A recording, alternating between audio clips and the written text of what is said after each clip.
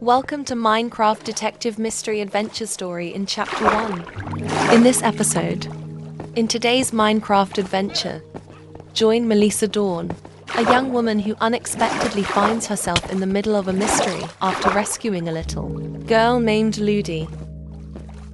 What starts as a simple rescue turns into a twist when Melisa uncovers a missing silver tea kettle and candles, stolen by mysterious men from a van. As the story unfolds, Melisa's determination to get to the bottom of this case grows. Will she be able to solve the mystery and bring the thieves to justice?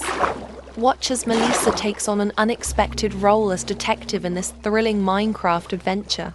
So let's start the story.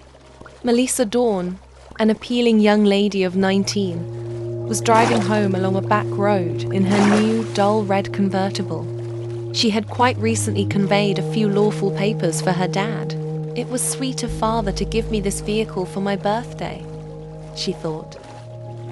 Also, helping him in his work is enjoyable. Her dad, Nelson Dawn, a notable legal counselor in their old neighborhood of Stream Levels, regularly examined baffling parts of cases with his blondie, blue-peered toward girl.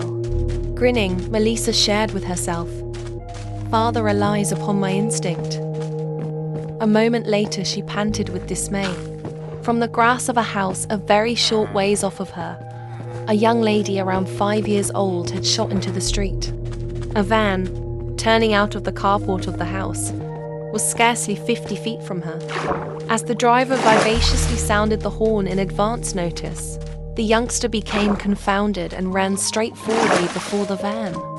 Supernaturally, the young lady figured out how to go across the street securely and maneuver herself up onto a low wall, which framed one side of a scaffold. However, the following second, as the van hurried away, the youngster lost her bow, ents and overturned crazy far out. "Wow!" Melisa shouted out, banging on her brakes. She had dreams of the youngster plunging into the water beneath, maybe striking her head lethally on a stone. Melisa jumped out of her vehicle and ran across the street. At the foot of the bank, she could see the wavy-haired young lady lying movementless, the right half of her body in the water. "I trust." Melisa tried not complete the nerve-wracking idea as she moved down the lofty slant. At the point when she arrived at the kid, she saw to her incredible help that the young lady was breathing typically, and no water had entered her nose or mouth. A fast assessment showed that she had experienced no wrecked bones. Tenderly, Melisa lifted the young lady, and holding her immovably in the two arms, battled to the highest point of the dike. Then she rushed across the street and up the carport to the youngster's home. As of now, the front entryway flew open and a lady hurried out, crying, "Ludy, Ludy, I'm certain she'll be okay," said Melisa rapidly. The lady, seeing Melisa's vehicle, asked enthusiastically, "Did you run into her?" No. Ludy tumbled off the extension. Melisa immediately made sense of what had occurred. At this point, another lady, somewhat more youthful, had rushed from the house. "Our child, what has befallen her?" As the lady connected with Take Ludy, Melisa said soothingly, "Ludy will be good. I'll convey her into the house and lay her on a sofa." One of the ladies opened the screen entry and the other coordinated along these lines. Melisa worried about her little concern through a lobby way and into a little dated front room. When she laid the youngster on the sofa, Ludy started to mumble and divert her head from one side to another. "I accept she come to shortly," said Melisa. The two ladies watched Ludy eagerly as they presented themselves as Lena and Neri Luna, extraordinary aunties of the young lady. "Ludy lives with us," made sense of Lena, the more seasoned sister. "We're bringing her up." Melisa was fairly shocked to hear that these ladies were raising a little kid. She gave her name and address, similarly as Ludy woke up and glanced around. Seeing Melisa, she inquired, "Who are you?" "I am Melisa. I'm happy to know you, Ludy. Did you see me fall? Melisa gestured as the kid's Auntie Neri said, She protected you from the waterway after you fell in. Ludy started to cry. I won't never run into the street once more. Truly I won't. She told her aunties. Melisa said she was certain that Ludy never would. She tapped the kid, who grinned up at her. Despite the fact that Melisa felt that Ludy would be good, she chose to remain a couple of moments longer to check whether she could be of help. The kid's wet garments were eliminated and a robe put on her. Neri Luna began for the kitchen entryway. I would be advised to get a few prescription and wet packs for Ludy. She's getting a decent measured knot on her head. Melisa, will you accompany me? She drove the way to the kitchen and set out toward a medical aid cupboard which held tight the wall. I need to apologize to you, Melisa, for thinking you hit Ludy, the lady said. I surmise Lena and I lost our heads. Ludy is exceptionally valuable to us. We raised her mom, who had been a lone kid and was stranded when she was a young lady. Exactly the same thing happened to Ludy. Her folks were killed in a blast a long time back. The unfortunate young lady has no direct relations aside from Lena and me. Ludy looks exceptionally sound and cheerful, Melisa said rapidly. So I'm certain she should adore it here. Neri grinned. We do all that can be expected on our little pay. However, once in a while, it simply doesn't do the trick. We offered an old furniture to the two men in that van you saw. I don't have the foggiest idea what their identity was, yet I surmise the cost was okay. Neri Luna's considerations returned to little Ludy. She's so little now that Lena and I can make do with our little pay. Yet, we stress over what's to come. We're dressmakers, however, our fingers aren't so agile with the needle as they used to be. To come clean with you, Melisa, at the time Ludy's folks were killed, Lena and I contemplated whether we would have the option to appropriately deal with Ludy.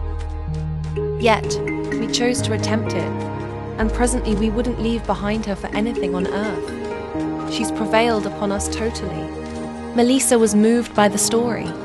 She realized what was in the personalities of the Luna sisters' living expenses would become higher, and with their propelling years, their own pay would become lower. Sadly, Neri went on, Ludy's folks left next to no cash. They were very brilliant individuals, and Ludy will be like them. She should concentrate on music and moving, and have an advanced degree. In any case, I'm apprehensive we'll always be unable to give her those things. Melisa said reassuringly. Ludy might have the option to win a grant or get other monetary guide. Neri, finding Melisa a thoughtful audience, proceeded. A cousin of our dad's named Jonah Clow used to help us. In any case, he died 4 or 5 months prior. For a really long time, he used to pay us long visits and was exceptionally liberal with his cash. Miss Luna moaned. He generally vowed to recollect us in his will. He cherished little Ludy, and I'm apprehensive Lena, and I came to rely upon that in our arrangements for her. However, he didn't complete his commitment. Melisa grinned understandingly and made no remark. In any case, she asked why Mr. Clow had altered his perspective. Jonah went to live for certain different cousins. From that point forward, things changed. He seldom came to see us. Yet, he was here last January and said exactly the same thing that Linz and I were to acquire cash from him. He had consistently helped us, and it appeared to be weird that he ought to stop so out of nowhere. Neri Luna checked Melisa out. Perhaps you know our wealthy cousins that he went to remain with. They live in waterway levels. They're the rich Anns. Do they have 2 girls named Vela and Belle? Melisa inquired. Assuming this is the case, I know them. That is the family okay, answered Neri. Melisa identified a sprinkle of coolness in the lady's voice. Do you like those 2 young ladies? Miss Luna inquired. Melisa didn't reply on the double. She had been instructed never to blabber. Yet, at last she said carefully, Vela and Belle were in secondary school with me. They were never my dear companions. We, didn't really agree different things. At this point, Neri Luna had chosen a couple of things from the emergency treatment chest. Presently, she went to the cooler for some ice 3D shapes. As she organized the different articles on a plate, she said, "Indeed, when Cousin Jonah died, incredibly rich Ams delivered a will which made him agent of the Clover Quest, and passed on all the cash to him, his better half, and the two young ladies." "Indeed. I read that in the paper," Melisa reviewed. "Is the domain an enormous one? I figure out there's significant cash in it." Neri Luna answered. "A portion of Jonah's different cousins say he let them know exactly the same thing he told us, and they are wanting to go to court about the matter." The lady shrugged. "Yeah, I surmise a battle to break the will would be sad. By and by, Lena and I can't resist the urge to feel there should be a later will, in spite of the fact that at this point nobody has introduced it." Melisa followed Miss Luna into the lounge room. The virus packs assisted with lessening the enlarging where Ludy had hit her head on a stone. Persuaded now that the young lady was good, Melisa said she should leave. "Come to see me again soon."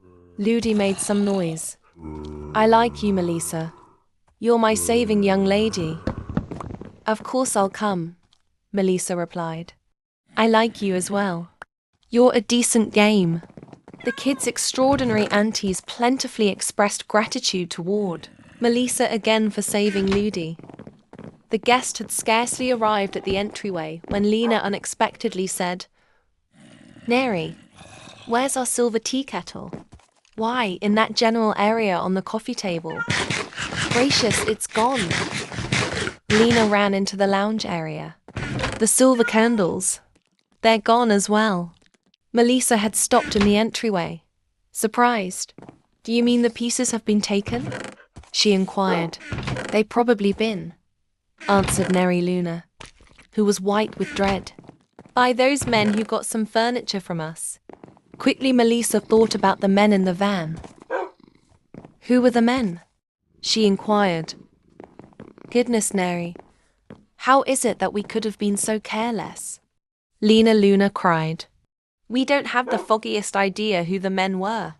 They just thumped on the entryway and inquired as to whether we had any old furniture that we needed to sell. We won't ever get the silver back." "Perhaps you will," said Melisa. "I'll call the police." "Gracious dear," Neri said tragically. "Our telephone is messed up." Then, Melisa, attempt to get up to speed to the van. Melisa proclaimed. What did the men resemble? They were short and heavy. One had dull hair, the other light.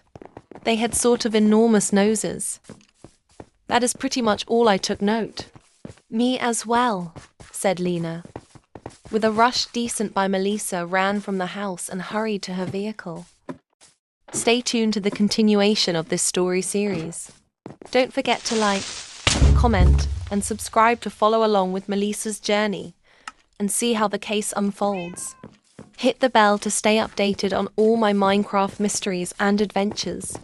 Thank you for staying. See you in the next story.